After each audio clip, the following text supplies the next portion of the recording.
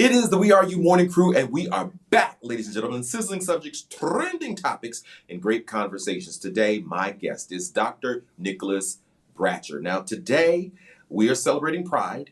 It is Black Music Month, and so we have the duality in this great book that he has authored, The Rainbow Jukebox, which is available. And I want to make sure that you have access to it and find out how you can get it. So, Dr. Nicholas Bratcher, you're on. Let the people know. Yeah, so you can actually pick up your copy of Rainbow Jukebox at online bookstores. You can go to Amazon or barnesandnoble.com or where other online books are sold. And for that, you would get an actual physical printed version right here, and Lovely. then that you can thumb through. But if you would like an electronic version or an ebook version, those are only available on lulu.com. That's lulu.com. And then just type Rainbow Jukebox in the search bar, and you can actually order a physical copy or a ebook copy from that website as well. Good. Now, ladies and gentlemen, it is an interesting read, and you would be well read after getting that book. Now, let's talk about it, because we were talking before we went to the break about artists like Billie Holiday, Ma Rainey, and all of those. And each one of those artists were in, well, not Ma Rainey particularly, but Billie Holiday, for example. She was married to a man, but she was bisexual. Many people were aware of that, even during her era. But it was something that she had to keep, under wraps, because it would affect her music, of course, and her career. Moving forward, especially in the realm of R&B, which is where I want to kind of go to, there are a lot of artists around the 80s and 90s, late 70s, 80s, 90s, who were prominent in the industry, but were told that they could not be out. But I'm going to go to the ones that were out. And Sylvester is one of those who I admired. Now, everybody thinks that RuPaul was the first gender-bending artist. If you really think about it, he came onto the scene and just broke it wide open. But before there was RuPaul, there was a Sylvester. Let's talk about him a little bit and how his brand is still on music today. Yeah, so if you're going to talk about Sylvester, you have to go a little ways before, maybe about, I'm trying to think. I think Mighty Real came out in 1978. And so you have to go just a few years back to when disco was being popularized in the mainstream. And so you have the Stonewall Riot that happened in 1969. And then the first I guess what we would consider to be the Pride Parade on Christopher Street that happened the year after, which is why we celebrate Pride Month in the month of June, because that is when the Stonewall riots actually took place during June of 1969.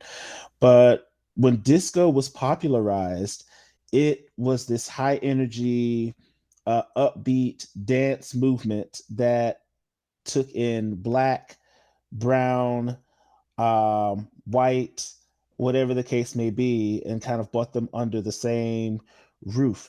But the difference between what had happened prior to the 70s and the 70s is that the music was now being controlled by people that look like us. And so the music that was prominent was people who were black, people who were brown, and it was controlled by the DJs of these disco nightclubs. And so you wouldn't hear artists such as, Sylvester during that time on the mainstream radio up until after that point. But all of these artists that came in were popularized in these nightclubs. And the people that visited these nightclubs were largely in part LGBTQ people of color. And so this is how you got to the Disco Biscuits, with AKA the Quaaludes. This is how you got to the continental bathhouses that we hear about, or the bathhouse scene that we hear about from the 1970s, and where music brings this feeling of freedom. And so a lot of the LGBTQ patrons that visited these bars and these clubs really resonated with this music. And if you notice, a lot of the male disco artists, or the ones identifying as male, they were very high pitched in their Hmm. songs. So if you look at Sylvester, if you look at the Bee Gees, if you look at, Chic, those people, a lot of the disco songs are high pitched in voice. So that way they resonate. And the LGBTQ people felt that resonation to be similar to a woman's voice, which is why Black women during disco times did so well, regardless of their sexuality. So if you look at people like Gloria Gaynor and Diana Ross later on down the road, and Donna Summer especially, Especially, yeah. yeah, especially, then you can kind of see a correlation to that. Now disco's popular until Sylvester, this openly, gender bending disco artist from California during that time, who would graduate from high school in drag. He walked across the stage in drag, which during the 70s that was never heard of.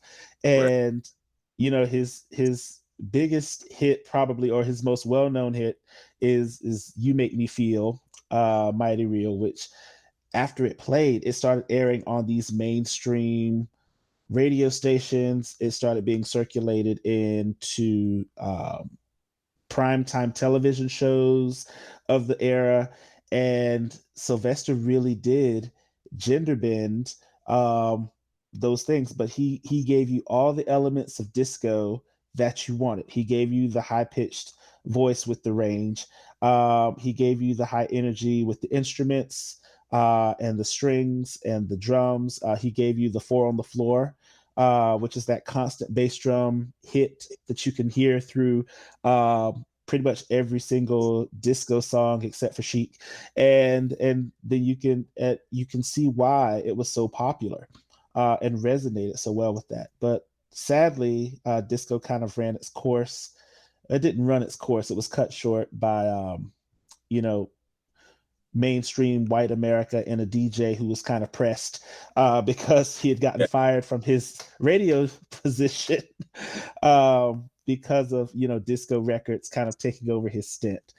And so I didn't know if you wanted me to go into No, that whole thing. that's great information. I don't want to give them too much because I do want them to get the book. If you're just tuning in, ladies and gentlemen, Okay. Rainbow Jukebox is the name of the book. It is available now. You can go to Amazon.com to get yourself a physical copy, but you can also go to Lulu, that is LULU.com, and look up Rainbow Jukebox to get yourself a physical or a digital copy of this book. I'm sure that you're going to find some interesting stuff in there, just the stuff that we've talked about so far. But if we move over to like maybe the early 90s, and that Hmm. disco influence carried over, It and did.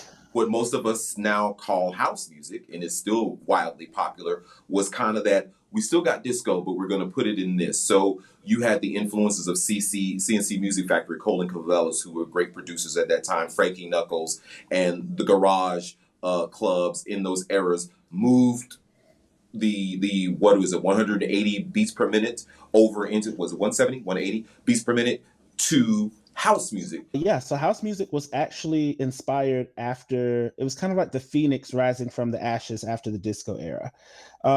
So after you had the quote death of disco, which was that whole Chicago White Sox Stadium riot, where people bought disco records and destroyed them on the field and stuff in between the games, caused a major scene.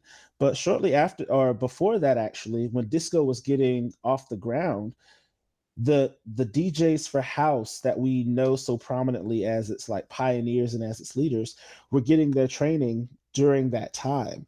And so you had the Paradise Garage up in New York, who would be who where you had people like Larry Levon, who would Yes. DJ for these things, and then he would later on inspire who we now know as the Godfather of house music, Frankie Knuckles, and then that would go on to inspire people like Ron Hardy, and then going into CNC Music Factory and those people that you just mentioned, but Larry Levon, Ron Hardy, Frankie Knuckles, all of whom were openly gay black men, got their DJing start during the middle.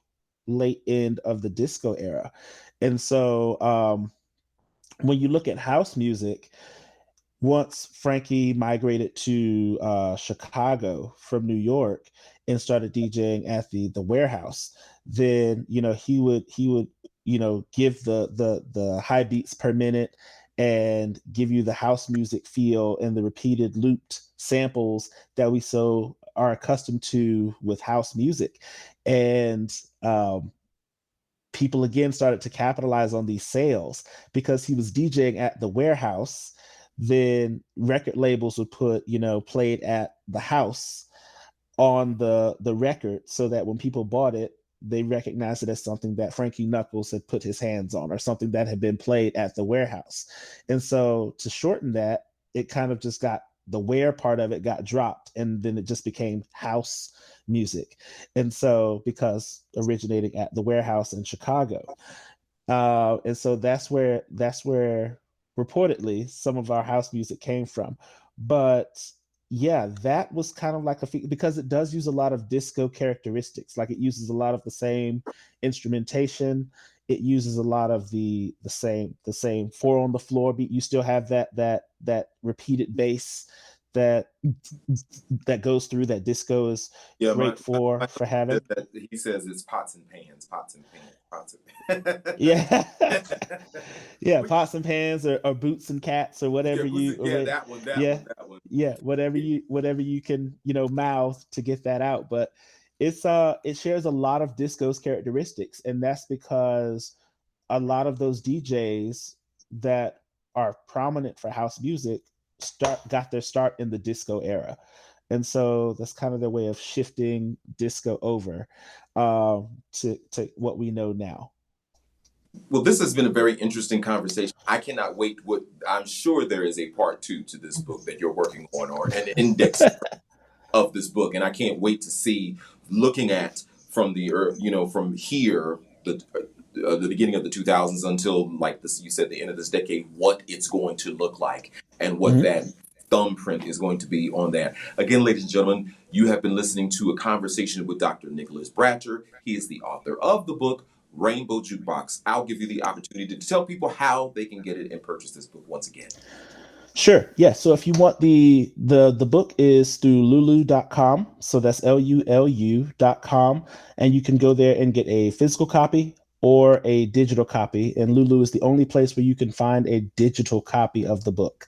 Or if you would prefer, you could use Amazon, places like barnesandnoble.com, or any online bookstores, basically, and you can purchase a physical copy of the book through that. Thank you so very much. I look forward to speaking to you again real soon about some more music and what we do here at WERUradio, because I think you're going to be an intricate part of that.